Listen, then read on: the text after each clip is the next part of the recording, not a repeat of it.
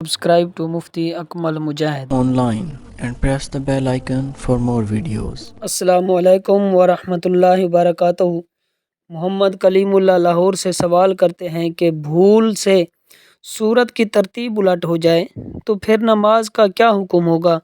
یعنی پہلی رکعت میں سورت اخلاص پڑھی اور پھر دوسری رکعت میں سورت کوثر کی تلاوت کر لی تو کیا اب اس سے سجدہ سہو واجب ہوگا یا نہیں، یا پھر نماز کس طرح سے مکمل کریں گے؟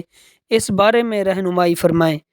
تو محمد کلیم اللہ نے بہت ہی اچھا سوال پوچھا ہے۔ تو اس بارے میں دیکھیں کہ نماز میں سورتوں کی ترتیب یہ لازم ہے، یعنی ترتیب کے ساتھ نماز میں قرآن پاک پڑھا جائے۔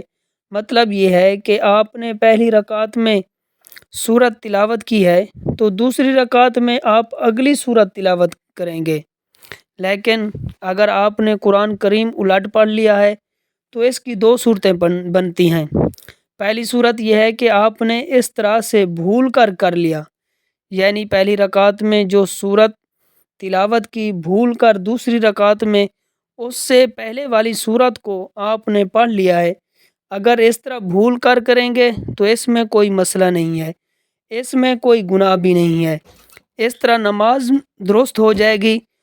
اور لیکن اگر کوئی جان بوجھ کر قرآن پاک کو الٹ پڑھتا ہے تو یہ جان بوجھ کر قرآن مجید کو الٹ پڑھنا یہ مکروہ تحریمی ہے، تو اس سے اجتناب کرنا لازمی ہے، ضروری ہے، اور اس سے رکنا ضروری ہے۔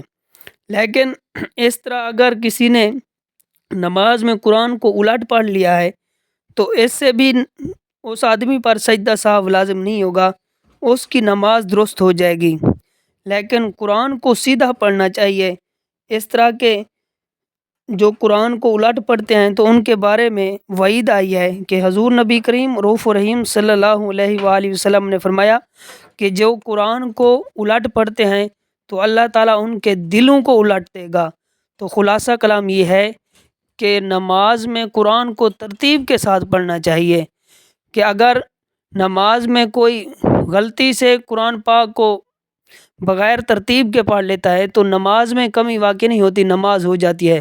امید کرتا ہوں کہ یہ مسئلہ آپ کو سمجھ آ گیا ہوگا۔ اللہ تعالیٰ آپ کو تمام جہانوں کی بھلائیاں عطا فرمائے۔ Subscribe to Mufti Akmal Mujahid Online and press the bell icon for more videos.